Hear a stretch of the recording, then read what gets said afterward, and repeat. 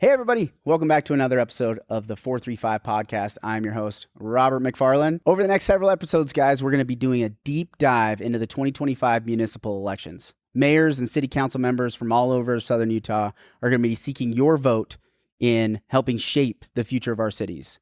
So this is the place that you're going to be able to get one-on-one conversations with all the candidates to help you make the best decision for you come election season. So please make sure you like and subscribe, share it with other voters throughout Washington County, and make sure they have the information they need to make the decisions that are going to be best for us in the county. We hope you enjoy this episode and this series of episodes, guys. We'll see you out there.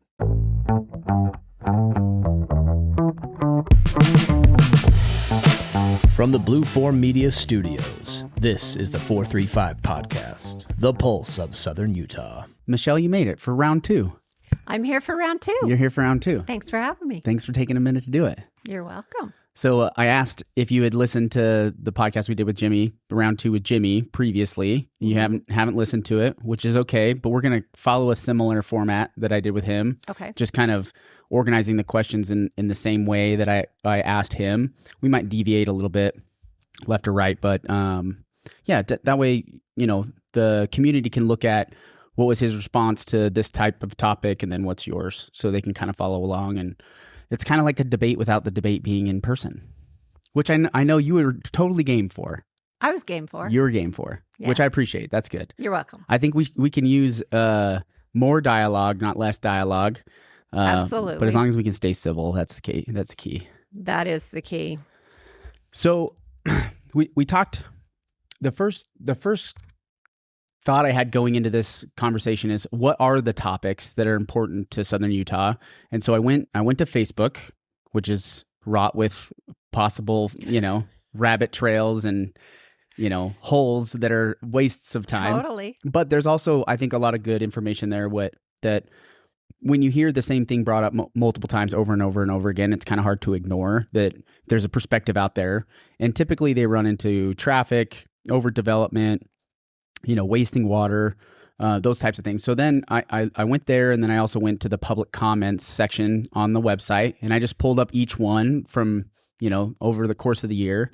And since we did the Jimmy one, I haven't gone back to see if there was any new public comments, but I was surprised because out of the 34 weeks that I went through, only 15 of the weeks had public comments that were actually submitted. And you're talking public comments at the city. Yeah, at the city. So that they emailed the city, and only 15 out of the 34 had public comments. And then most of the 15 weeks, 8 of those weeks were centered around the airport leasing, conversation. There was some specifics on who could get leasing for the specific spaces, and some of the air enthusiasts in the community, they were really passionate about that. So that was a big one. And then the other was the SunRiver Hotel and the approval of SunRiver Hotel. Out of all the things that we've dealt with so far this year, which is a lot, lots of approvals, lots of topics, 8 out of the 15 were those 2 topics. So I thought that was odd. Maybe you can help me understand, where do you think there's the disconnect between the public comment? Do you think it's people don't recognize or realize that public comment button exists on the website, or... So what do you think? So we created that. So let's go to public comment. I've been put through the ringer over public comment. I suspended it for 2 months. I pulled it back. That was not popular. It was not a popular decision, but it was a decision I felt like I needed to do a reset. Mm-hmm. I don't care if you come to city council and you call me all kinds of names. Mm-hmm. Fair game. I ran for this position. I'm called names all the time. But when you get in a room and you're saying the C word in front of Boy Scouts, or you are fighting against another group of people in the room and you're just going after each other, I just don't think it helps public discourse. Mm-hmm.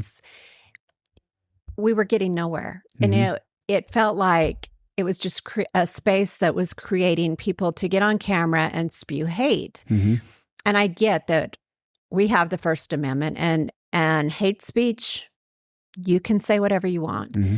But also, as the mayor, I have the prerogative to allow public comment or not allow public comment. Mm-hmm. There are some cities in Utah that do not have public comment. Mm-hmm. And so I put a pause on it for 2 months, and I called about every mayor I knew throughout the entire state of Utah and asked them how they did it. And then I kind of took a hybrid from everybody that I thought that might work. And once we brought it back, that vitriol died. And so you can come on the first Thursday of every month and you can speak on anything that's not on the agenda because agenda items have a public hearing. And once those public hearings are closed, it's actually against the law for us to open up the public hearing without noticing it. Also during that time, when I paused the public comment, I said, let's create a place on the website where people can go. And if they want to send us a comment 5 times a day, they can, and it goes into the public record. A lot of people didn't take advantage of that. So that was created. You're the one who created that? I am the one that created that. Okay. Was that something that people did in practice, just sending emails to the city council and mayor previous to that? What would they do before that? No, they still do. It's amazing because people won't use that. And I don't know if it's they don't want everyone to see their public comment. Or they just maybe know the one person and they think. But I get tons of emails every single day.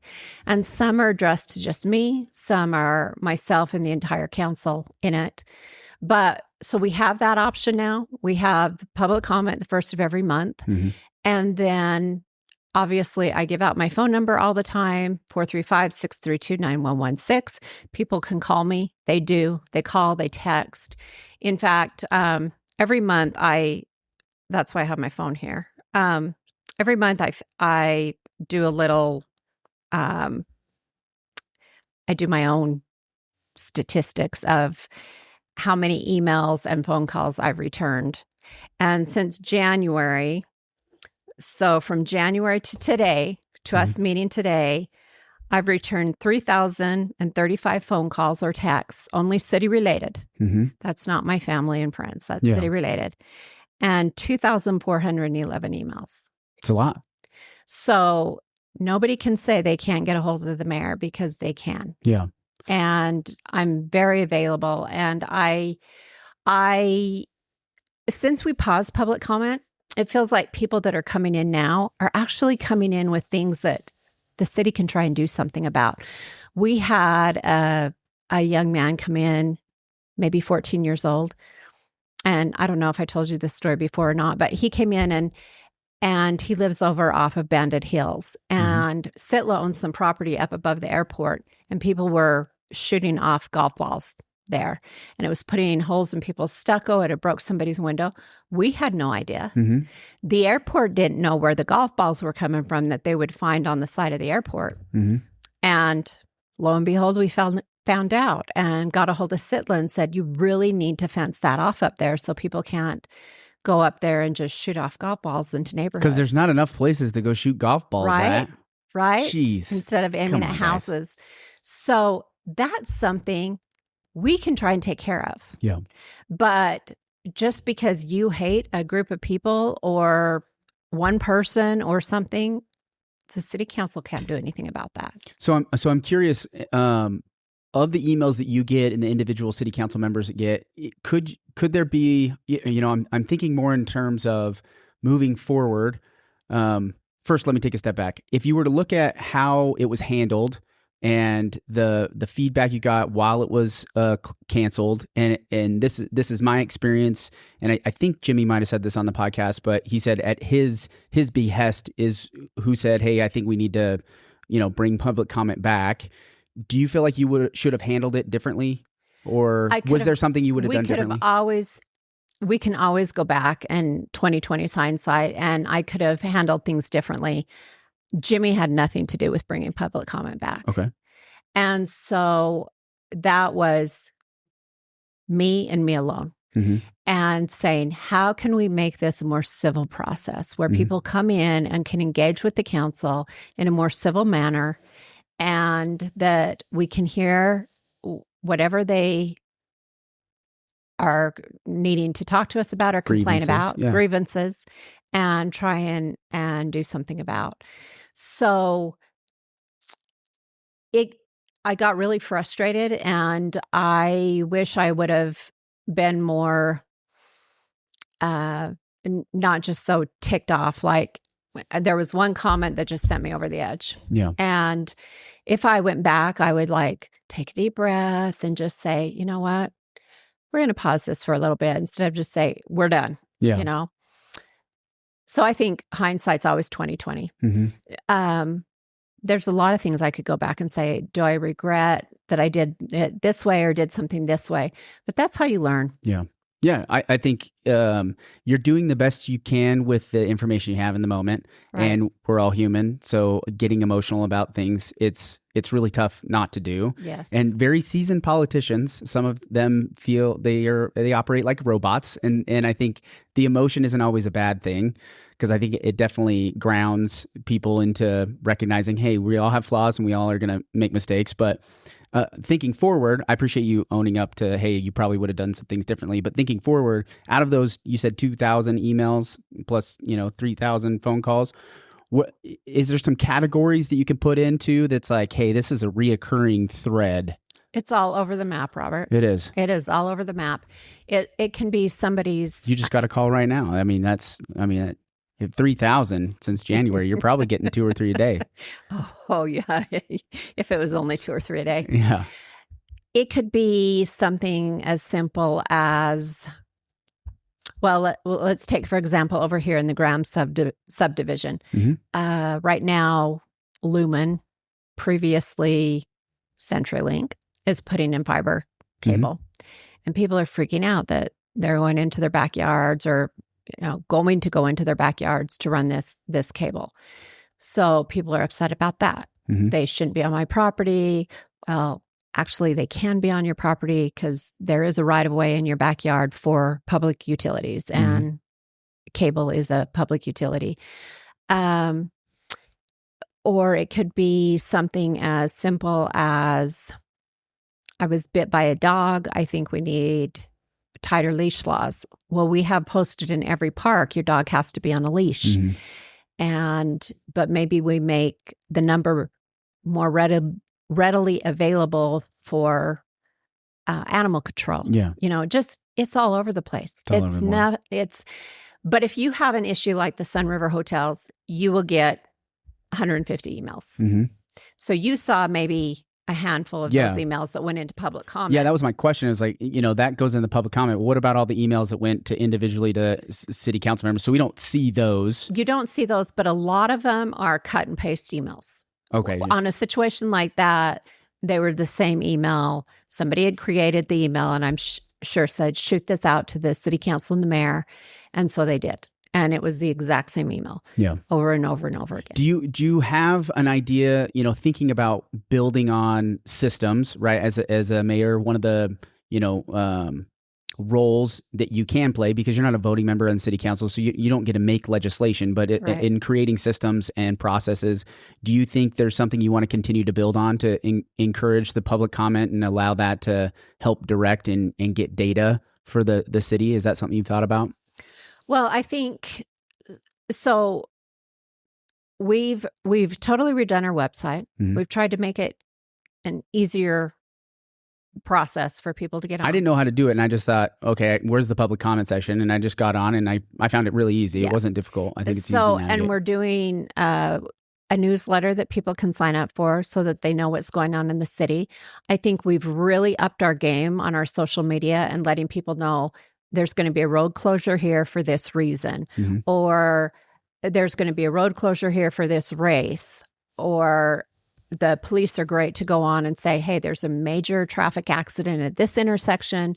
Try to avoid it on your way home.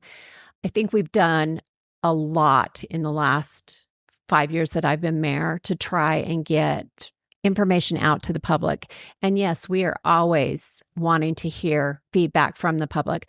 I'm meeting with a gentleman next week who is frustrated with the system and the way we do things downstairs for permitting. I am happy. I would love for us to improve that system to where from the time you submit to where you have approval is quick. The turnaround is quick. And so I'm very happy to listen to anybody. And I do. I meet with anybody. And it could be over something really minor to something pretty major that we'll discuss. But the city manager and myself, we set the agenda.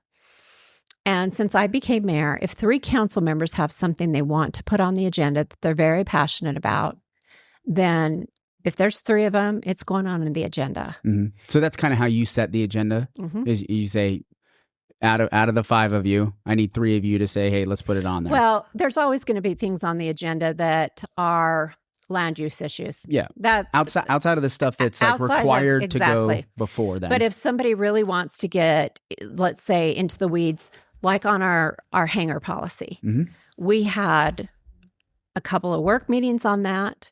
We had a lot of back and forth with private aviators. Before that was ever put on an agenda to vote on, we take those kind of things into a work meeting. So no, you're not going to have just a small subdivision going on a work meeting. But if it's a really big subdivision like Paseo or Desert Color or something, that's going to be on a work meeting. Or several. Yeah. We are going to discuss that and what the council wants to see that look like, whether it's heights, density, whatever it is. We're going to discuss that in a work meeting. And those meetings are open to the public as well. With the new city hall, our conference room will hold a lot more people, which will be good for people to be able to come into to those work meetings and listen to participate. Us. And it's really pretty informal. We ask a lot of questions of staff and direct staff and different things like that. So, okay.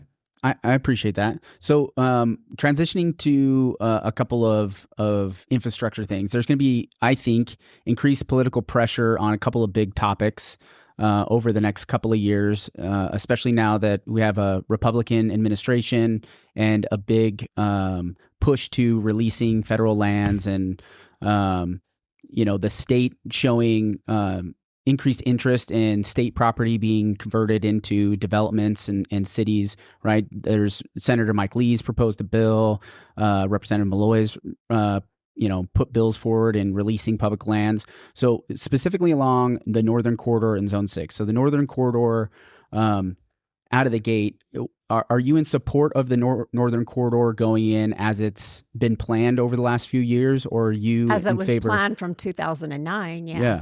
Well, it's moved a little bit, like here and there if it over moves those. south, if it keeps moving south, then no. Yeah. Okay. When they came out with the latest draft that turned Red Hills Parkway into the Northern Corridor, that was a joke. The amount of businesses that would have to leave, that they would have to do eminent domain on.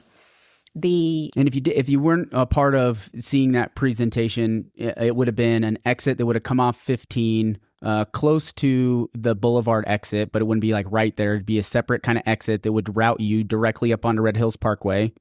So like the businesses that are adjacent to the freeway, and there'd be basically an off ramp that would then funnel you up onto Red Hills Parkway and then widen that road, Red Hills Parkway, a bit. Go from 4 to 6 lanes. Yep. And there's not a lot of space there. There is no space there. Yep. They would have to build a nice big ugly wall that you probably wouldn't even be able to see up there anymore. The traffic would probably be the level of the Sugarloaf up on the Dixie. It was stupid. You'd still have to cut into Tortoise Reserve, by the way.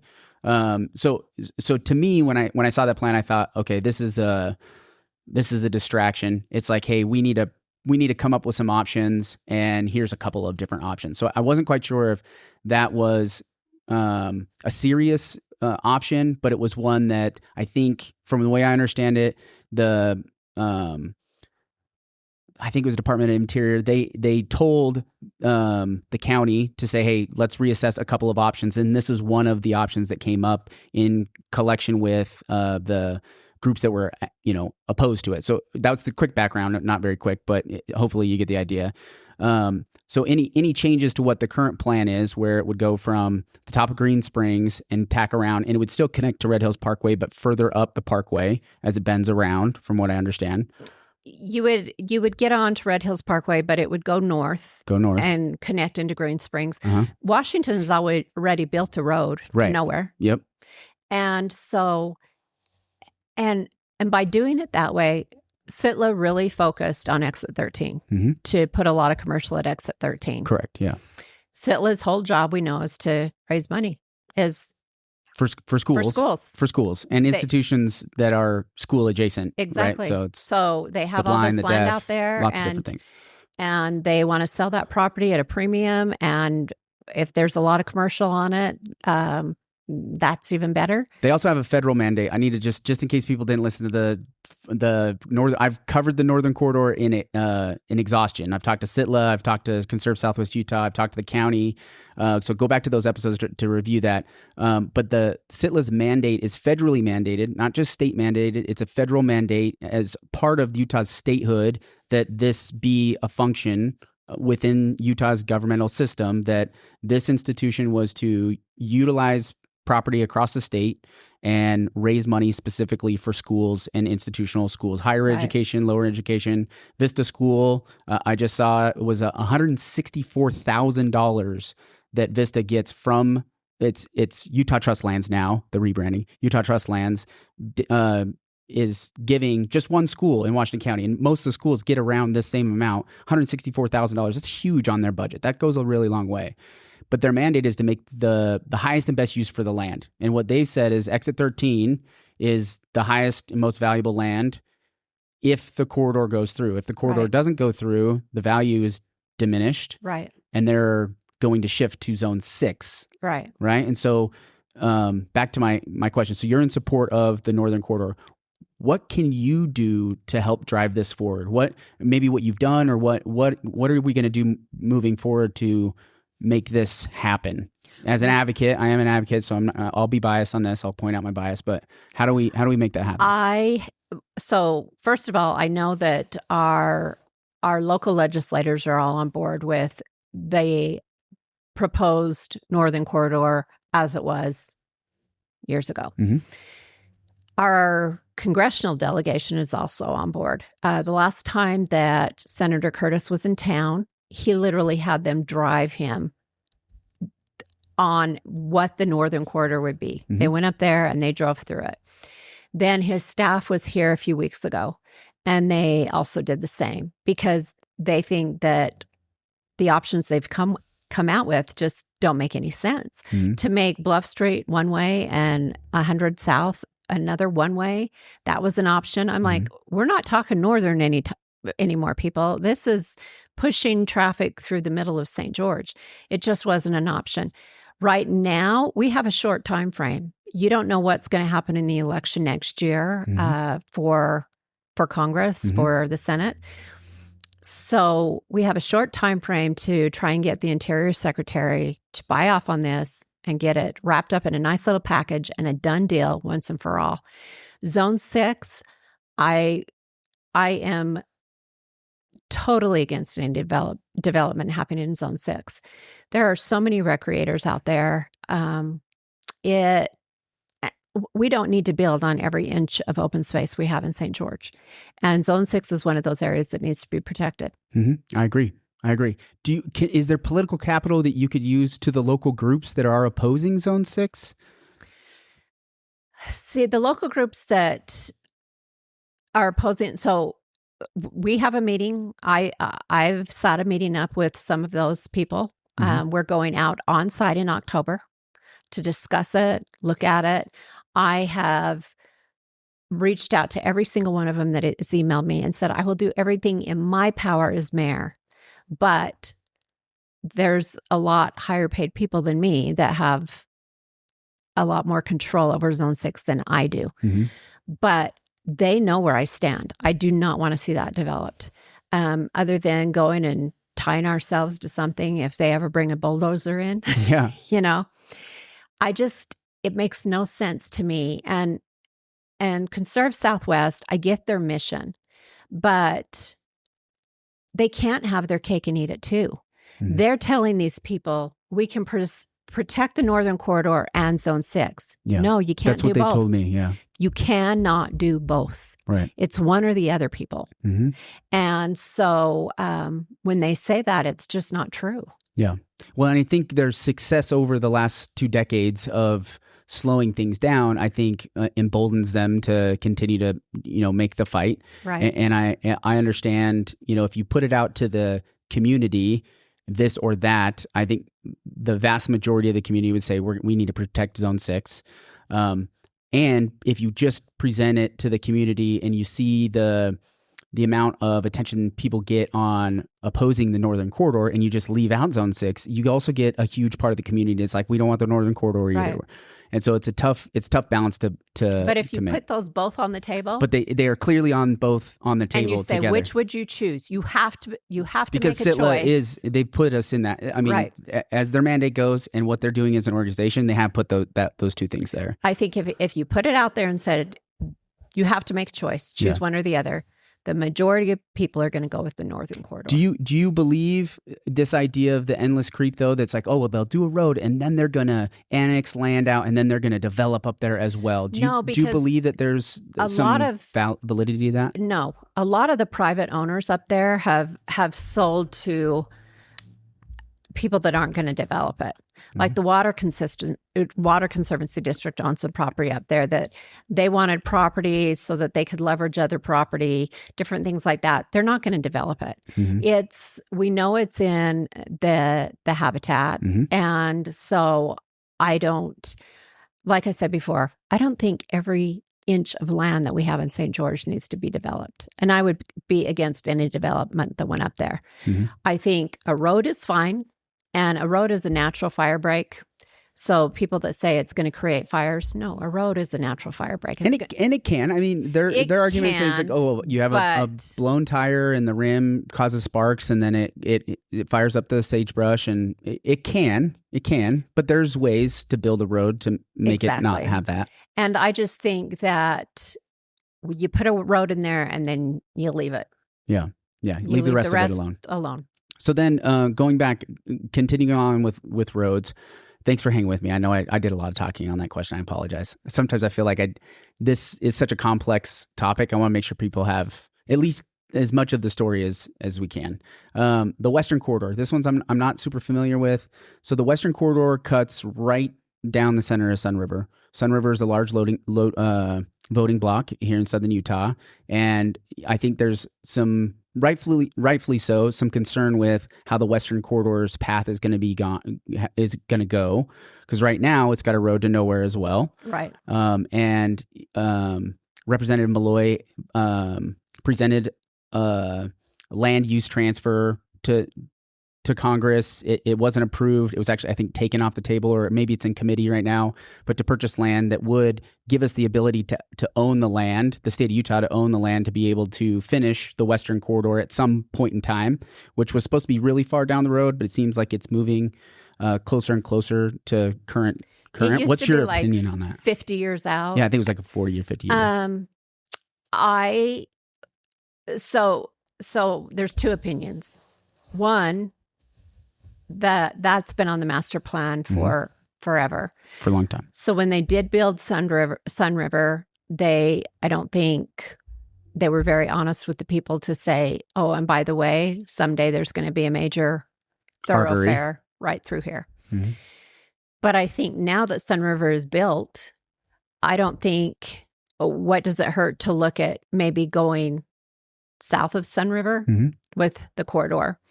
I think there's other options you could look at. I wouldn't take any of those off the table because, or if you are going to build SunRiver and that is the only place, the corridor, and the only place that can go is SunRiver Parkway, then you better have access to be able to get back and forth. Just like that's why we wanted those underpasses so bad here in St. George. So we didn't cut off one area of town, that we have a way to get to the other between.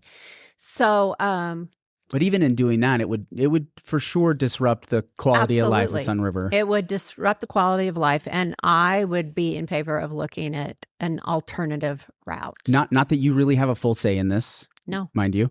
But looking at other options, as a voice for, the Dixie Transportation Committee, I think is what it is, or Dixie Metro, what's it? It's DTEC, and then there's the MPO, Metropolitan Policy Organization, and then DTEC is Dixie Transportation Executive Committee. So I think you have a voice on those committees to help kind of guide where we you go, do, right? But then UDOT also is the big brother in the room on all of those. Yeah, and they call a lot of the shots when it comes to that kind of stuff. So you're in favor of looking at other alternatives rather than cutting right through it.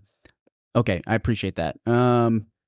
Let's kind of transition to other traffic needs. So one of the challenges that we faced, we have two cities. We got Washington and St. George. And Washington has been primarily a residential community, where St. George has done a really good job at growing commercial. But what that's caused is a lot of traffic. We get imported traffic from the residential neighborhood communities, Santa Clara, Ivins, and Washington on the other side, that funnels directly through it. What are some of the solutions in your mind? If obviously you help set the agenda, you look at the city council, they're going to make development decisions ultimately and vote on.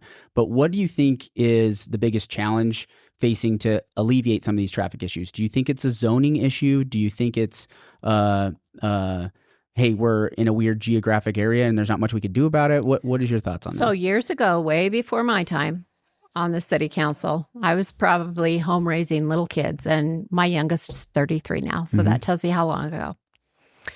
When Little Valley was being developed, they had commercial out there. Mm-hmm. The residents threw a fit. Mm-hmm. That was on the master plan, to have commercial out there. The residents didn't want it. They came in to whoever the mayor and the council were at the time, and they said, okay. And so they didn't put commercial out there. Imagine if we had a major commercial hub in Little Valley right now. Yeah. The amount of traffic it'd alleviate off of River Road or 3000. Yep. Now you're starting to see people put commercial in some of these bigger developments. People that live in Desert Color are eventually not even going to have to leave Desert Color. Yeah. They can just that's stay pretty out there. short. In short order, that's going to be already. Run to Costco, go over to Smith's. You've got some fast food, you've got some restaurants, different things like that. A gas station. I think three primary things that people want close to them is a gas station, and a grocery store, and then like a pharmacy. And so I live in North Bloomington Hills. When Mr. D's, that little gas station on the corner of River Road and Fort Pierce, went in, people were freaking out. I love having that gas station right there. Yeah.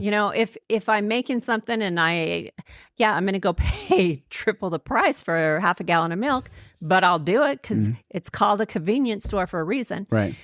But now you've got all of the commercial right there on River Road and George Washington Boulevard that's gone in, which has been amazing. Sprouts is going to open soon. And I think the ribbon cutting's next week, actually. Oh, nice. And so you've got a lot of different restaurants in there. You've got some, nail services, waxing services, different things like that. So I think we're landlocked. You look at the topography in St. George, not many people have the topography we have. We have an interstate that divides our community in half. You've got two rivers. You've got the Santa Clara and the Virgin.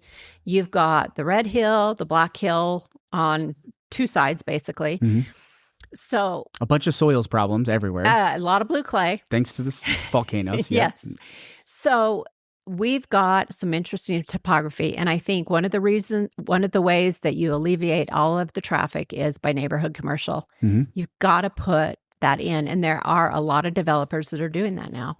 Yeah. Yeah, I think we're starting to see that, and I think that's a little bit because now we have the households to develop it. But if we were to look back at a general plan and say, hey, we're going to stand strong and not change some of these zonings from commercial to residential, or from high density residential to low density residential, the zoning going up and down causes problems that you can't really foresee. You can't, because years ago, who would have thought anything would have happened in Little Valley? It was farmland. Right. And same with the fields, right? And the fields ended up just being homes, where having commercial out there would have really alleviated a lot of that traffic. And in hindsight, Washington City would be in a better financial situation. Not that they're in a bad one, but a better one than they are currently, because you need commercial. You got to have commercial to drive for tax revenue and to be able to provide services, fire, public safety, all those things.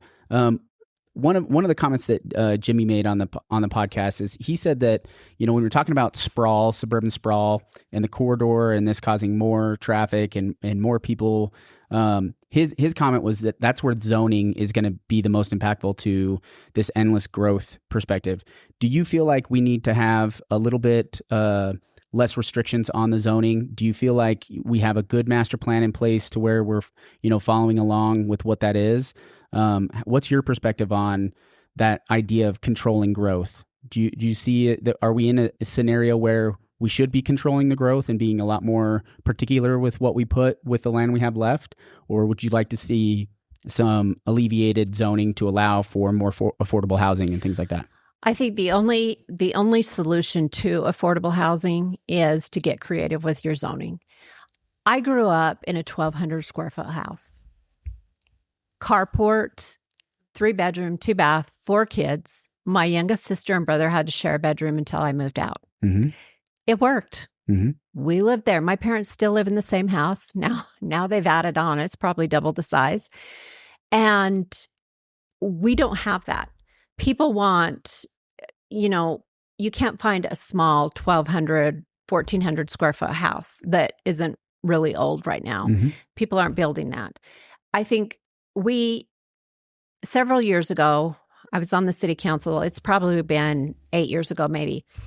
We had a developer come in and wanted us to come up with a traditional neighborhood zone. And we created one.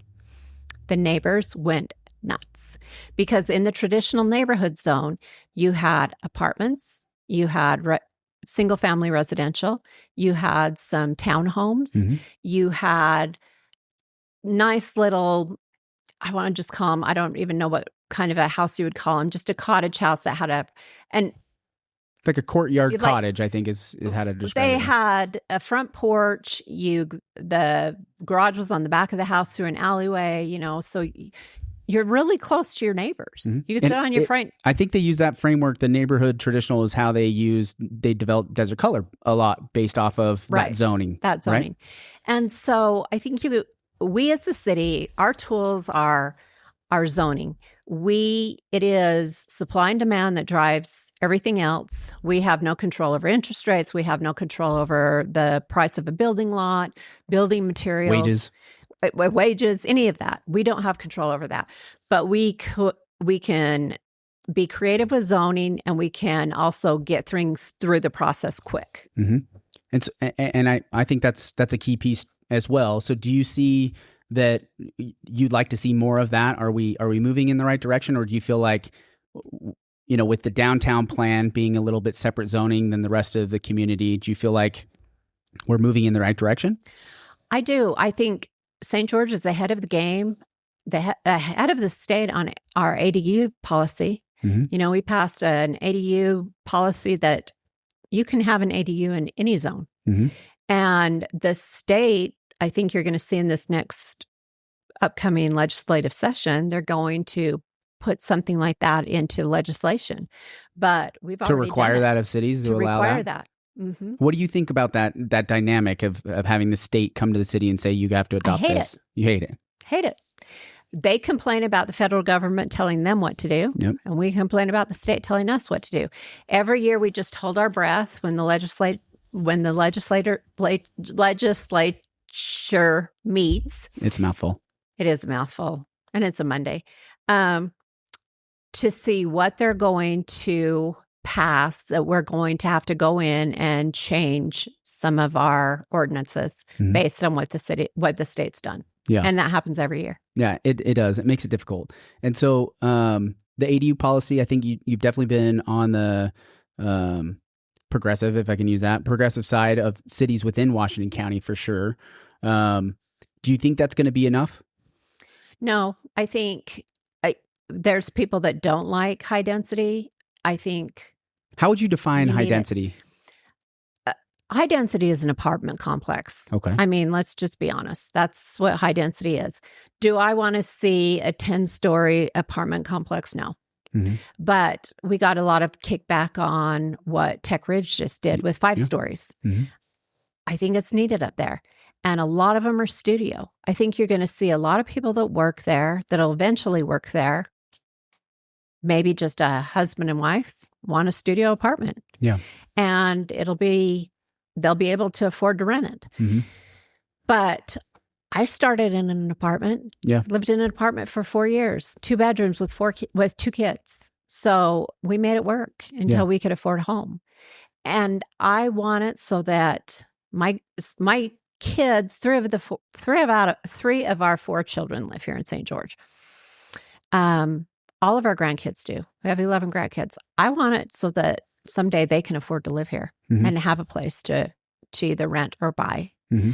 But I also love the idea of condominiums. You know, we've gotten away from that because there was a huge lawsuit with condominiums and different things. Yeah, developers are opposed to it because of the liability that comes with that. They are. And I just think there comes with ownership comes pride. Mm-hmm. You know, you own that condo or you own that townhome. Mm-hmm. So I would like to see all kinds of different products out there. Yeah, me too. I agree with that. Let's shift to the financial responsibility. Thinking of, I'll use this. I'll use Jimmy's words. He called the tax increase proposal a debacle. A debacle. A debacle. I don't disagree with him on the debacle because it was presented at one point as being we don't have another option. What was your stance then, and what's changed since then? If you look at how we've gone around budgeting in the city. So one thing I want to make clear, my opponent has alluded to it many times as the mayor's tax increase. I would say that was my perception as well. I didn't have a quote or I don't have any. It was not that was my perception. Mayor's tax increase. Okay. That was our budget team and our city manager at the time saying, if you want to fund public safety at the rate you want to fund them, the only stream of revenue that is consistent is property tax. Right now, the city of St. George takes in just over $13 million a year in property taxes. That can't fund any department in the city. We rely heavily on sales tax. We're doing great right now. Mm-hmm. But for that first year, so here's what really bothers me when it's called the mayor's tax cut. We had one council member opposed to it the entire time. Mm-hmm. During all of the full meetings, 8-hour meetings, during the vote to bring that budget forward with the tax increase in it, it was voted 4-1. Yeah. Michele Tanner being the only one that voted against it. Mm-hmm.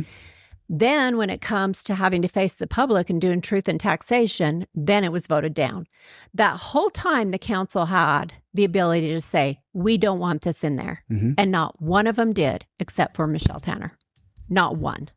I got assaulted by a fly just now. I'm sorry I whacked my mic. I'm sorry. But your point, I think it's an important point. So please, I interrupted. So it was voted down. So what we did to make it work that year is we took $2.3 million out of our not our general fund, but a capital projects fund. We used that to buy equipment for the fire department, for the police department, to try and get them everything they needed. We needed a new SWAT vehicle. We needed new cars. We needed a new engine. I think handguns were in there too. Everything. Yeah. There was a lot in there. Then we also went through the budget and had to cut $1.3 million out of the current budget we had. Because we are required by the state to balance our budget every year. Federal government doesn't have to. They can spend money like drunken sailors. We don't have that option. So we went through with fine-tooth comb and cut out a lot of $1.3 million worth of other projects. To date, so the Safe St. George plan, I know a lot of people say, well, you're using public safety to sell this. You're using public safety to sell this. No, that's where the majority of the funding the council wanted to go.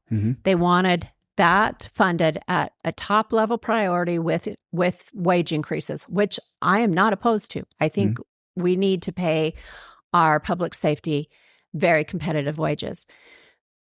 But with that being said, to date, we've only, in fact, on public safety, let me pull, because I keep track of the Safe St. George plan. So it, over 5 years, it was going to add 314 positions to fire and police.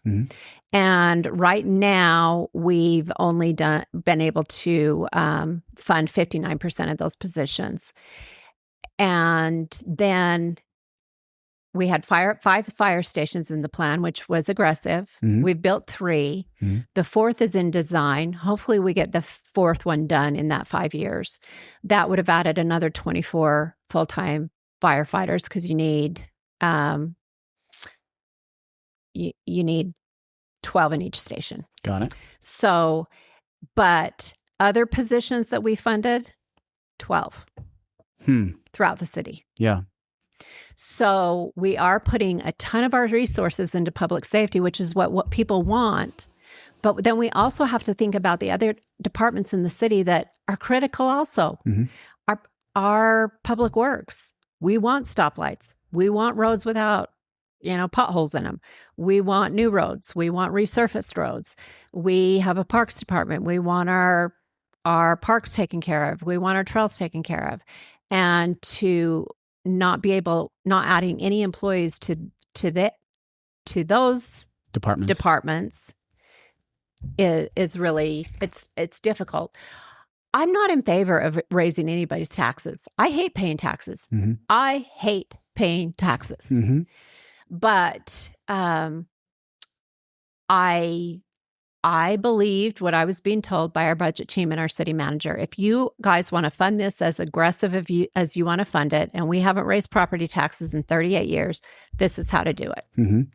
And it was voted down, and we have not brought that up again. I don't plan it. I'll have PTSD for the rest of my life over the truth and taxation hearing. They're not fun. Ivan's just had one. Yep. And so... And they passed the increase. They did. But now there's a referendum to remove it. Exactly. To remove it. It only takes 6 people to get a referendum, but then they have to have... I don't know. I think it's 700. We need like 700 Yeah, a bunch of signatures on there. So that was not the mayor saying, oh, guess what? I want to raise property taxes. Yeah. It was talking to the economic, experts and saying, okay, what's the best way to do this? And if you have a bold plan to want to increase public safety the way you wanted to, the best way to fund it would have been through that. Now with the reallocation, it's going to be something that's going to be lingering in the future, right? It's always something that now we're going to pick and choose. Yeah. And we have to. And we've done a great job picking and choosing the last couple of years. So we just have to keep our fingers crossed that sales taxes keep doing amazing. Is there a way to codify? I mean, the way you set up the budget system this time around is different. It's kind of a zero-based budget. You started with, what do we want to fund? What are the priorities first? It sounds like the system in getting feedback from the city council on how they build the budget has shifted a little bit. It's been an amazing process. Is there a way to codify that though, to where it's like, hey, this is the way we have to do it moving forward, assuming that we get, mayors in the future or city councils in the future that they might not follow that same process? I'm not sure that you can codify how your budget's done. All I know is that it has to be balanced. That's the one thing that will never change. Yeah. But a mayor and city council, you can't tie the hands of future mayors or city councils and how they do things. But we've got a really great budget process right now. It's super transparent. Anybody who says our budget isn't transparent doesn't pay attention, because we sat down and it's almost like a business meeting. Okay, what are the council's priorities? Instead of before, when I was first on the council, it was every department head coming in and saying, this is what we want. This is our wish list. Yeah. Now, what will you fund of our wish list?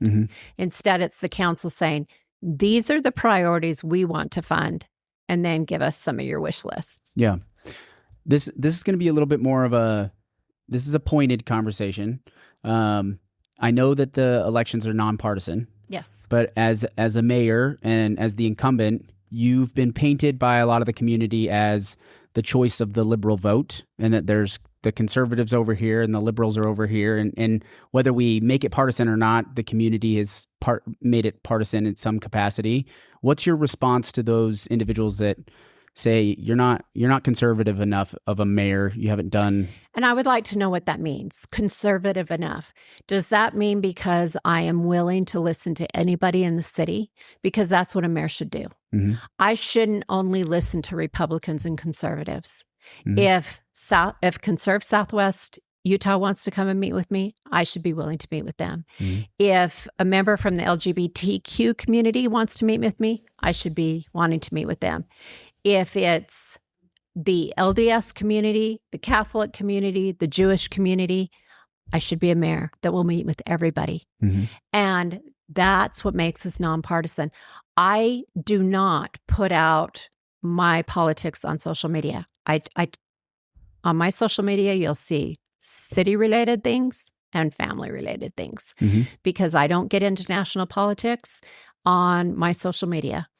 I want people to feel like I'm a safe person they can come to and talk about whatever they want to talk to. I am Republican. I've been a registered Republican since I was 18. Mm-hmm. I voted for Ronald Reagan in my first election. Mm-hmm. That ages me, I know, Robert. That's okay. And to say I'm not conservative enough, I don't know where I've gotten that label, other than those that just don't like me want to paint that broad brush and say, well, your opponent's super conservative. Where are how is my opponent and I so opposite in our thinking? Yeah. It's been hard for me to kind of flush that out, Right? to be honest with you. Maybe does it go back to the Dixie thing? Do you think that goes back to? Robert, I sent every single state senator and They wanted you state protesting. They wanted me out there protesting. They wanted you in a Confederate wrapped flag They did. on a float. And they also handed me a letter that they had written from Mayor Michele Randall that they wanted me to sign, demanding Biff's resignation from the university. They wrote you a letter that they wanted you to sign and Yes. send. And that this is what they said. God's honest truth. We want to support you, and we will give money to your campaign. We just need you to sign this letter. It was at a lunch, slid the letter across the table. I read through the letter, and I said, I'm not your gal. Yeah. It is not the mayor's job to demand the resignation of the president of the university, whether you like him or not. And no one's going to listen to the mayor. That is the Board of Higher Ed that decides that. Now, President Smead, I love him. I think we have gotten a great president at the university right now. He gets that we have that Dixie spirit. He gets what Dixie means here. He gets that community feel. He has been amazing. Mm-hmm. I really, really, really enjoy working with him, and I have really enjoyed getting to know him. But I had an opponent in the primary that I went to lunch with, and I read him the letter that I wrote to every state senator and every state representative about why I loved Dixie and why the name meant so much to me. And I heard back from 3. Sent it to every single one. I heard back from Senator Ipsen. I heard back from Representative Brooks. And at the time, the Speaker of the House, Brad Wilson. Mm-hmm. 3 responded back to my email. How did they respond? They Thanks for the feedback. No, We'll get back to you. Ipsen and Brooks were like, amazing email. Thank you so much for sending this. I hope you send it to everyone. Brad Wilson was more like, thanks for your email. This is a tough one. I'm not sure what's going to happen. Classic politician. Yes. And didn't hear from anybody else. Mm-hmm. But I was always in favor of Dixie. And I'm going to take credit right here on this podcast, and nobody can prove me wrong. At that time, when people were down there protesting, I went into our city manager at the time and said, what can we do to make sure the sugar loaf never goes away? Mm-hmm. And he said, well, we can try and get it National Historic status. I'm like, how do we do that? Mm-hmm. So we called the university. Kyle Wells was amazing at helping get that done. They decided that they wanted to also do that with the D on the hill. Mm-hmm. So you had to give all the good and the bad. Mm-hmm. We had to show that, yes, there was blackface at one time. There was, during Mayor Brooks's days, there was called secession days, Mm-hmm. not Dixie days, secession days. And a huge Confederate flag went all the way across the boulevard. Mm-hmm. I've seen the yearbooks. I've seen the yearbooks. We had to show that. And yet we did get National Historic status for both of those. Also, I was the one that went to the city manager at the time and said, what if we put a trail? I said, if I came into St. George from California or anywhere, and I see big white letters that say Dixie on a red rock, I'm going to go, what is that for? Yeah. Why? I said, what if we did some kind of a trail that explains why? Yeah. That tells the story. And not just the Mormon pioneers, but the Paiutes as well. Yeah. They were here first. Yeah. And he said, that's a great idea. Put a committee together. Yeah. So I did. Lyman Hafen and Steve Snow are amazing human beings. I love those two men. So knowledgeable. I was on the committee until they asked me to be mayor, until I was appointed mayor. And then I asked Natalie Larson to be on that committee. But that was my idea. Yeah. And I have not gone out and taken credit for any of it. Well, I appreciate you taking credit for it. I know it's a delicate situation because it is infused with a ton of emotion, especially here. It's fractured, I think, the cohesiveness of the community, the political community within Southern Utah. Well, that's what was so sad to me. Those that were so entrenched in keeping Dixie State University, while they were doing that, they were also fracturing the Dixie spirit, what we know of the Dixie spirit, meaning working together for the greater good and trying to come up with a solution. The solution wasn't what they liked. So I was attacked because I wasn't out there protesting with them. I was doing what I could in my own way. Mm-hmm. And I've been told by numerous people how they've come from out of town. The Pioneer Park is our busiest park in St. George. It's awesome. I love it. And then now people can go up and say, I get why it's called Dixie now. Yeah. Yeah. I it's helpful for people to understand, I think, your perspective on the whole thing. Last question. It's another one that I feel like just give you the opportunity to address it. I've heard this from multiple different areas of the community, but there's been an attack a little bit on your attendance record for different committees and maybe even city council as a whole. How do you address the concerns of maybe there's an attendance issue where you're not as present as maybe somebody's expectation would be for the mayor? So if you take the last year... Is that a fair one? Have you heard that one? I have. I haven't brought that up out of nowhere. It's a whisper campaign going around. It's for sure a whisper campaign. I agree. It's like, don't say anything, but I keep hearing this thing. I was told by somebody that they were actually told I was no different than Joe Biden. Oh, last 5 Sleepy years. Joe. Yeah. Sleepy Michelle. Most people know I was diagnosed with breast cancer in 2019. Okay. I had to have a double mastectomy. I had to have 3 surgeries in 3 months. My hormones were feeding my cancer. I had to have a total hysterectomy. They didn't get, the margins weren't clear. They had to go back in and do surgery again. It was a really rough time. Then they put me on a chemotherapy pill for 5 years. Mm-hmm. It wrecked my immune system. So if I was around my grandkids, I'd get sick. Mm-hmm. You have a mayor pro tem that conducts the meetings when you can't be there. Mm-hmm. This last year, I think I've missed 2 meetings, and that's over surgeries. Mm-hmm. My ankle, so part of being on that pill decreased my bone density by 20%. It was my birthday.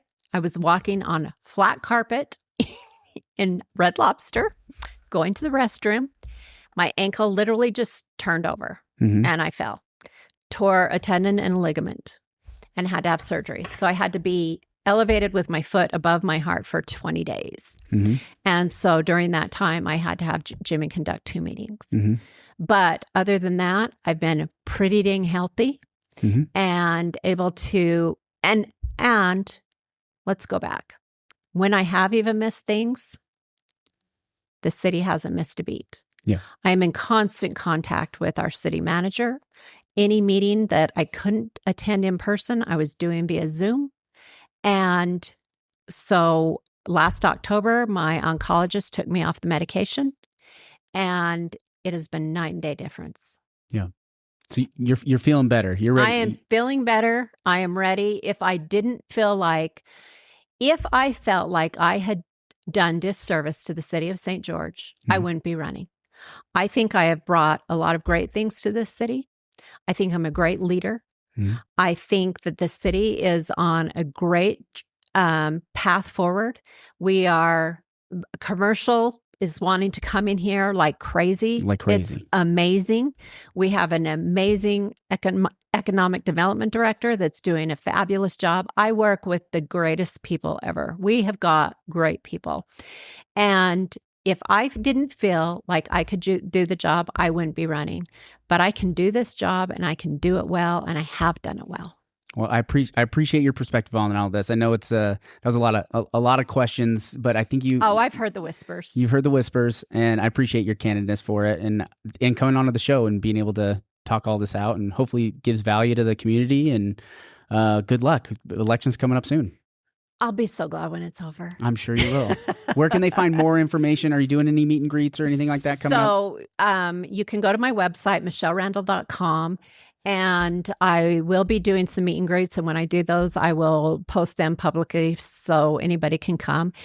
But you'll find a lot of information there. You can email me there, or my phone number, 435-632-9116. Write it down, everybody. Okay, thanks for being on, Michele. Thanks, Appreciate Robert. it. Good luck. Appreciate it. Hope you guys got a lot of info out of this episode. Make sure you go to votestg.com too to find all the information about the other candidates in St. George. We've also included Ivins and Hurricane and Santa Clara and Washington and all those different places. So we hope you get some information out of that. Thanks for tuning in, everybody.